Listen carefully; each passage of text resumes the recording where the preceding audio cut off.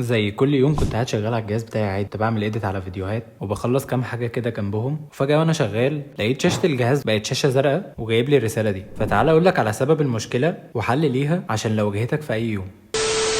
كالعادة زي أي يوم أنا لما باجي أشغل جهازي بعمل ديليت للملفات المؤقتة والحاجات دي، وبعمل اسكان على الجهاز عشان لو في أي فيروس أو أي حاجة، فعشان أكون عارف على طول وأكون متابع الجهاز وما يبقاش فيه أي مشكلة وأنا مش واخد بالي. وفجأة لقيت الجهاز جاب لي في نتيجة السيرش إن أنا عندي درايفرز محتاجة تتحدث، فجه في دماغي إن أنا هحدث الدرايفرز، ولكن قلت إن أنا هشتغل شوية شغل الأول وبعد كده أسيبه يحدث وأنا شغال. وعشان أحدث الدرايفرز استخدمت برنامج سنابي درايفر، ولقيته بينزل لي كل التحديثات اللي موجودة بتاعة الدرايفرز، فأنا فرحت وما لقيتش فيه مشكلة في الموضوع. يعني حسيت إن الموضوع حلو ومش هيأثر على الجهاز، ده درايفرز جديده وهعمل ابديت لكل الدرايفرز. وزي ما انتم شايفين هو حدث لي كل الدرايفرز. بعدها بعد ما خلص طلب مني اعمل ريستارت للجهاز، فعملت عادي برده ما كانش فيها مشكله. فجاه وانا بستخدم الجهاز كنت فاتح فيديو عادي ولقيت الجهاز اول ما وصلت الايربودز لقيته عمل لي الشاشه الزرقاء وبيعمل ريستارت لوحده. فقعدت ادور على حلول للشاشه الزرقاء ديت، حتى دخلت على مايكروسوفت وكتبت يعني ان في شاشه زرقاء وازاي احلها، فكتب لي الخطوات اللي انا هسيبها لكم دلوقتي على الشاشه. بس انا ما جربتش كل الطرق اللي ظهرت ديت، انا جربت كام واحده، ولو جربتهم كلهم ولقيت واحده نفعت هبقى انزل لكم برضو. ولما دورت برضو لقيت طريقه تانية احسن من اللي انا عملت بيها، لاني لما حدثت الدرايفرز على سنابي درايفر ورحت عملت برضو سكان تاني لقيت ان الجهاز برضو جايب لي ان لسه في اوتديتد درايفرز وان في حاجات لسه ما اتحدثتش، ده بجانب طبعا الشاشه الزرقاء. فعشان تحدث الدرايفرز بطريقه صح وطريقه كويسه فانت محتاج تنزل برنامج درايفر بوستر.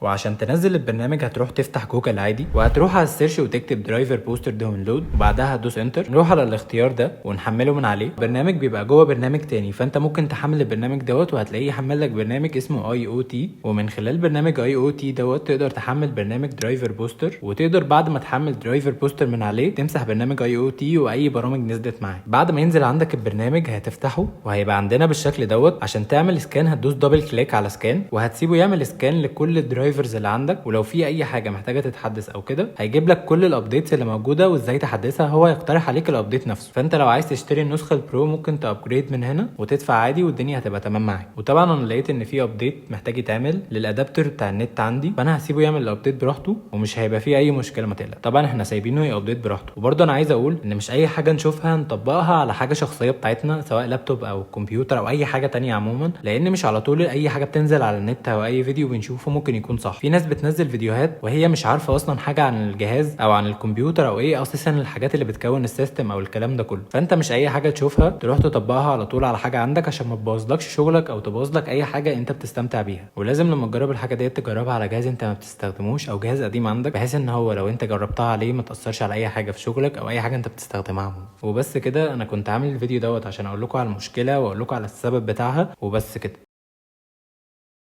ما تنساش بقى اللايك والفولو عشان يوصلك كل جديد.